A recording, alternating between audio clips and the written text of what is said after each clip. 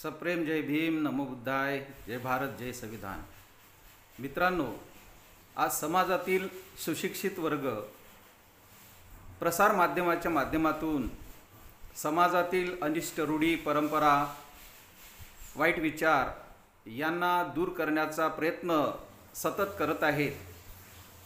आणि त्याच अनुषंगाने व्हॉट्सअपच्या माध्यमातून एक पोस्ट माझ्या वाचनात आली आणि ती मला आवडली आणि तुमच्यापर्यंत ती पोस्ट शेअर करावी म्हणून मी जशीच्या तशी ती पोस्ट आपल्यापर्यंत शेअर करत आहोत. विचार करण्यास भाग पाडणारी ही पोस्ट आहे. मित्रांनो, ही पोस्ट आहे, सर्वच गोष्टीला मुसलमानच जबाबदार आहेत का? बोगस आणि बकवास भाकड कथा रचून लोकांना मूर्ख बनवणारे या प्रश्नाची तर्कसंगत उत्तरे देऊ शकतील का? देवधर्माच्या आड दडून समाजाला कुटवर लुटवायचे, फसवायचे, त्यांचे मानसिक, आर्थिक, प्रसंगी शारीरिक शोषणही कुटवर करायचे. रोज नव्याचा शोध घेणाऱ्या जगाने ही हरामखोरी उघडी पाडली आहे.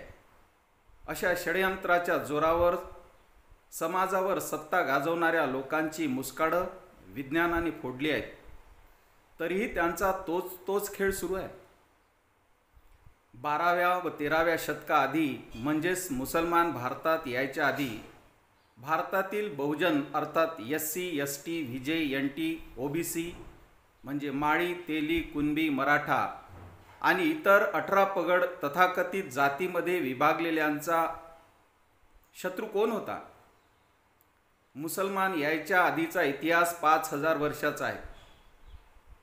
आपला बहुजन राजा हिरण्याक्ष, हिरण्यकश्यपू, बळीराजा, महात्मा चारवाक, सिद्धार्थ गौतम, वर्धमान महावीर यांचा संघर्ष कोणाविरुद्ध होता? जगाला शांती आणि समतेचा संदेश देणाऱ्या बौद्ध भिक्खूंच्या कत्तली करून बौद्ध विहारे उद्ध्वस्त करणारे मुसलमान होते का? हिंदू धर्मामध्ये वर्णव्यवस्था व जाती व्यवस्था मुसलमानांनी निर्माण केली आहे का?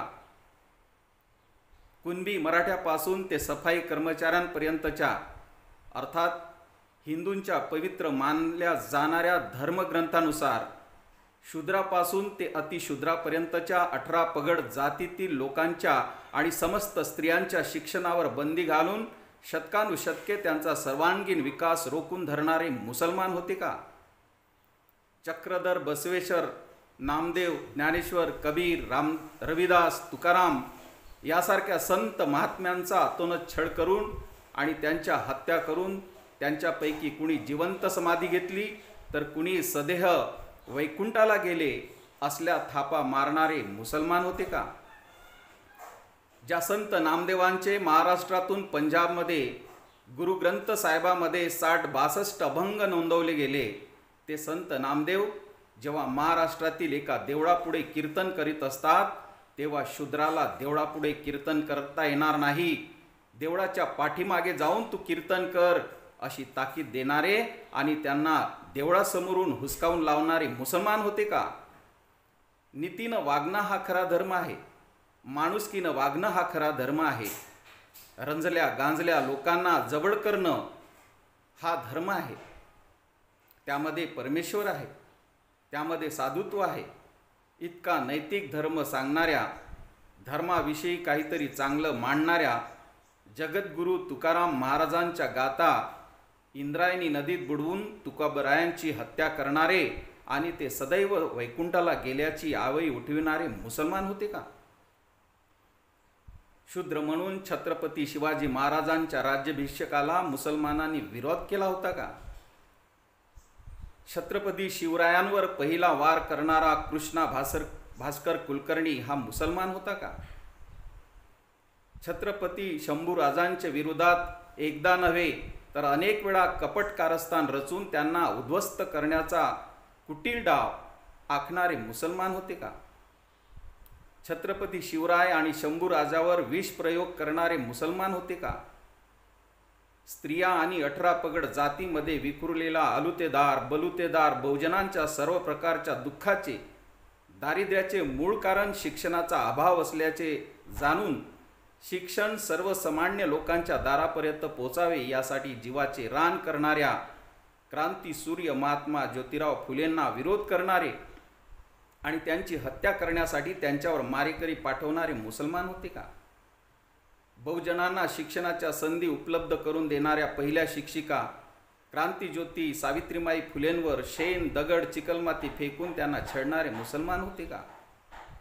नोकऱ्यांमध्ये असलेली ब्राह्मणांची मक्तेदारी मोडीत काढून स्वतःच्या राज्यात बहुजनांना सर्वप्रथम नोकऱ्याची संधी देणारे, आरक्षणाचे जनक छत्रपती शाहू महाराजांची बदनामी करणारे आणि शूद्रांचा राजा म्हणून छत्रपती शाहू महाराजांची टिंगल टवाळी करणारे मुसलमान होते का?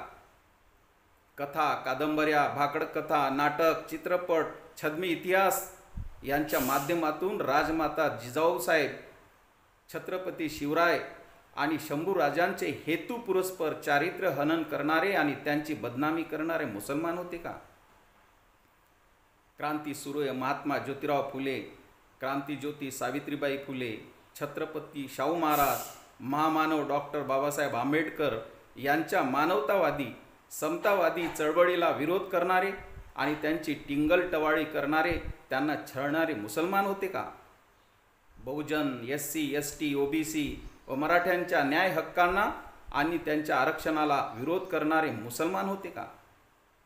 ओबीसींच्या जनगणनेला मुसलमान विरोध करतात का? न्यायालय, मंत्रालय, CBI, ED, निवडणूक आयोग तसेच राज्य व केंद्रीय प्रशासनाच्या इतर विविध विभागातील बहुजनांच्या अर्थात SC, ST, OBC मराठ्यांच्या वाट्याला येणाऱ्या न्यायाधीश, राजदूत, सचिव दर्जाच्या अति उच्च पदस्थ जागा मुसलमान बळकावून बसले आहेत का? देशातील 18 पगड जातीमध्ये विभागलेल्या बहुजन, शेतकरी, शेतमजूर, कामगारांचे शोषण करणारे मुसलमान आहेत का? असे बरेच प्रश्न विचारता येऊ शकतात. परंतु सुशिक्षित आणि सद्विवेक बुद्धी असणारे लोक या सगळ्या प्रश्नांची उत्तरे न विचारता सध्या देशात धार्मिक उन्माद निर्माण करणाऱ्यांच्या हातचे बाहुले बनले आहेत. सध्या अशा जातीवादी, खुनशी व गुंड प्रवृत्तीच्या लोकांच्या हाती देशाची सूत्रे एकवटली आहेत. परिणामी देशाचा विकास थांबून देश किमान 100 वर्ष मागे गेला आहे.